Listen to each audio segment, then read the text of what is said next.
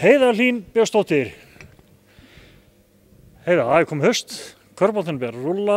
Já, hann byrjar formlega á morgun. Þá ætli þið að stelpurnar að skjótast í Kópavoginn, eitt kappi í Breiðablík. Eru þið klárar í slaginn? Auðvitað eru við klárar. Þú séu auðvitað, var eftir stíft í sumar, eða lást á meltunni? Það voru kannski ekki alveg stífar æfingar en maður gerði það sem maður gat til að halda sér í formi.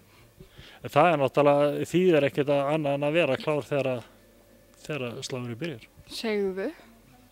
Hvernig lýst þér svona heilt yfir á veturinn? Það eru smá breytingar í liðinu frá því í fyrra?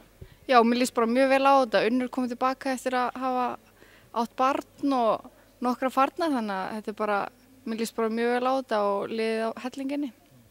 Það er náttúrulega eins og svo sem á eftir að koma fram það, náttúrulega það er vont að hafa þurft að horfa eftir bæði Bríeti og Helgurð sem eru sterkir leikmenn en feikilega sterkt að fá Unni tilbaka. Virkilega, það er ömurlegt að sjá svona góða leikmenn fara, byrjunarliðsleikmenn úr liðinu en Unnur kemur mjög sterk inn í liðið og við höfum eftir að sjá það í vetur og hún er ótrúleg. Og þið náttúrulega, svo eru náttúrulega aðri leikmenn sem þurfa að bara að stíga upp og eru árinu eldri og tilbúinu í slaginn. Algjörlega. Herru, ég hef séð á samfélagsmiðlum að nú er bara gamla setti erlendis á Spáni í sólni. Langaði ekkert með? Jú, þetta langaði með. Ég var nú að koma sjálf úr sóllandaferð að það sést ekki, sko.